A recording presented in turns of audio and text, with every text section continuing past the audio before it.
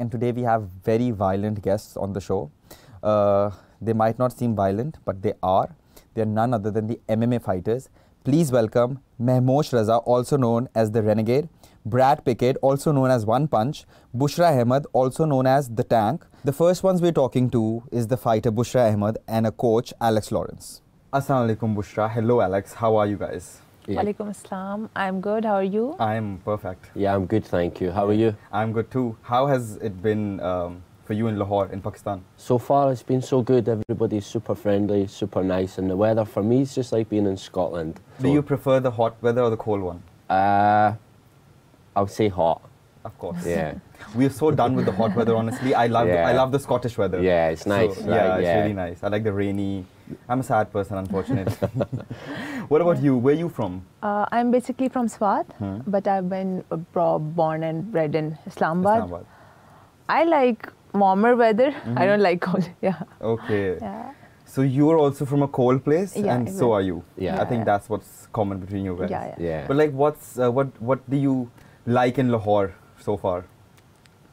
So far, the people are so super friendly, super nice, and the hospitality's been second to none. So of course, yeah, it's super nice. Yeah. And what about you? Is this your first time in Lahore as well? No. I've been to Lahore many times. Okay. I've always been here for the fights, basically. Yeah. So I haven't even seen Lahore. So okay. I'm here to fight and go back the other day. Yeah. Nice. So tell me, how did you start your fighting journey? Basically, I went to a gym to lose some weight. Okay. I was just training there for like good 2-3 years. Then one day coach asked me, "Ke fight karna hai?" I said, "Sure, coach, karna hai." Then that's how it all started. Yeah. But like Pakistan mein hota hai na ke as being a woman, parents are not usually, they like get married or whatever and get your studies done. But like, how did you, अपने parents को आपने कैसे मनाया? मनाया ही नहीं. Basically, सब कुछ बहुत फ्लो में हुआ. पेरेंट्स अभी भी पूछते हैं कि आगे क्या करना है, बिकॉज पढ़ाई की, सो आगे I was supposed to work and get married and have babies. ये प्लान था. लाइक किसी भी आप पाकिस्तानी फैमिली में देखें, that's the plan for the girls. But शुरू में वही वेट लॉस के लिए ज्वाइन किया. फिर I was self defence coach at NUST university. थोड़ा अचीवमेंट हो रही थी, ग्रैपलिंग इवेंट्स पे गई. तो फाइट तक पहुँचते पहुँचते they were used to me being in this area. But जो फर्स्ट टाइम जो उनको पता लगा जब इंटरनेशनल फाइट हुई कि oh this is something serious, so तब बहुत देर हो गई थी. But you were telling me that you started very late. Yeah, I did. Like recently maybe. Yeah. When did you start? I started in 2019. It's few years, and in 2021 I had my debut. Okay. And in 2023 I fought internationally. So like a brief journey relatively. I started very late, like at the age of 24 or 23, something like that. Yeah. And what about you, Alex? How did you start your fighting journey? Because you've been a former Muay Thai fighter as well. That's right. Yeah. I started my martial art career when I was 6 years old. Okay. 6 or 7. Started off in karate. Oh, nice. Till I went to high school, and then did taekwondo high school until I was about 21, 22, and then fell out with the love of training every day and competing every day. And then one day in Scotland, somebody said to me, "Oh, you should try this Muay Thai." Okay. And to me, it was like something new and exciting. So I think I started doing Muay Thai when I was about 28, 29. Okay. And then started fighting when I was like 30 till I was 35 or 36, and then retired from fighting, and then became Muay Thai coach and strength and conditioning coach after that. So it's been a full life journey from being a young boy to my age. I mean, now. I'd like you to be my friend, because everyone needs a friend like that. Everybody needs a friend like me. Yeah. So yeah, it's been some journey, and now it's more enjoyable because I get to see the fighters that we train in Dubai, like competing and helping them out. So it's like a passion. So it's good for that as well. All right. So, but like, how did you get into coaching then? After I decided to stop fighting, I thought I've got all this knowledge over the years that I've learned on different ways of training and stuff like that, and decided I wanted to become a personal trainer. So qualified as a personal trainer. And then moved to Dubai in 2015, and been in Dubai ever since 2015. So you've never been to Scotland after that? I go home once a year. Okay. I always go home at Christmas time to see family and friends and stuff like that. And yeah, it's about the only time I'll go home. Nice. It's weird because when you go home at Christmas time, it's super cold, it's super dull, and you're like, it's just so nice, man. Your body is like confused. Body's like hit by a truck, and you're like, man, what's going on? What we're doing today? It's pouring the rain outside or whatever.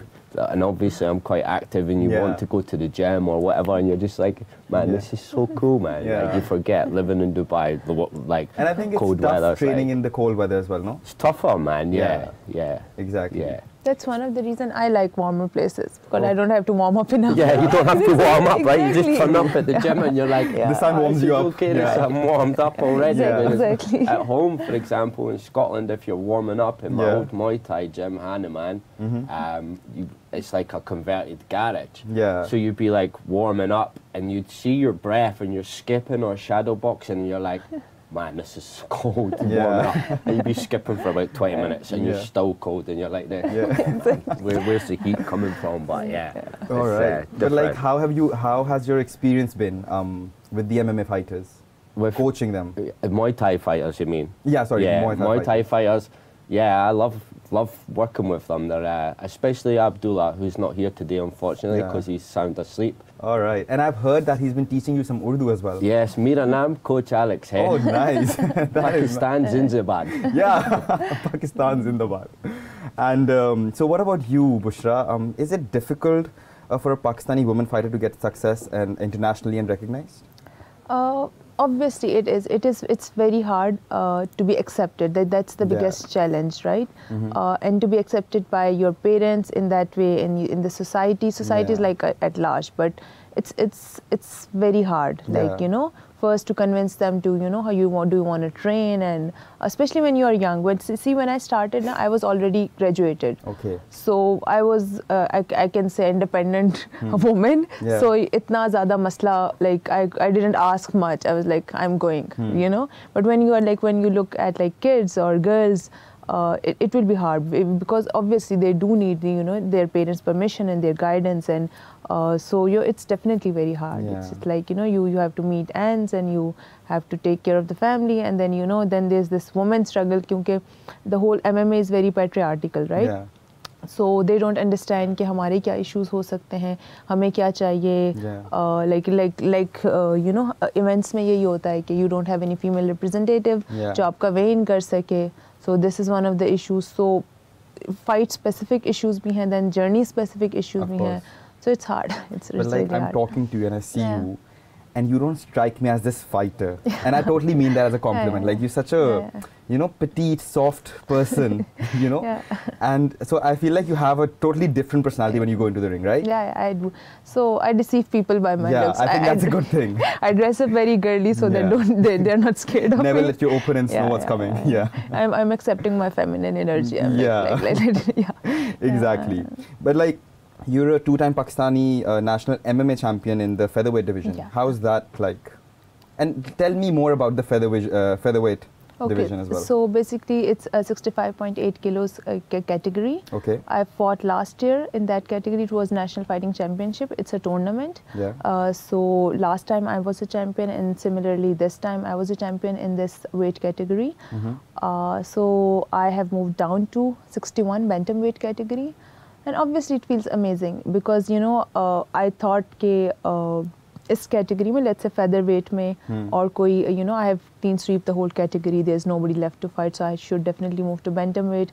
So I'll clean sweep that, and then hopefully I'll be fighting in the flyweight. That's 57 kilos. Nice. That's my weight. Okay. You represented Pakistan at the prestigious IMMAF World and Asian Championships as well? I have. What does that stand for? Basically, it's International Mixed Martial Arts Federation. Okay. It's their World Championship or Youth Championship. And you've won bronze. You've been a bronze medalist as well. In Asian Championships. Asian Championships. Nice. So how many fights have you had internationally? I have 2 fights internationally, and others in Pakistan.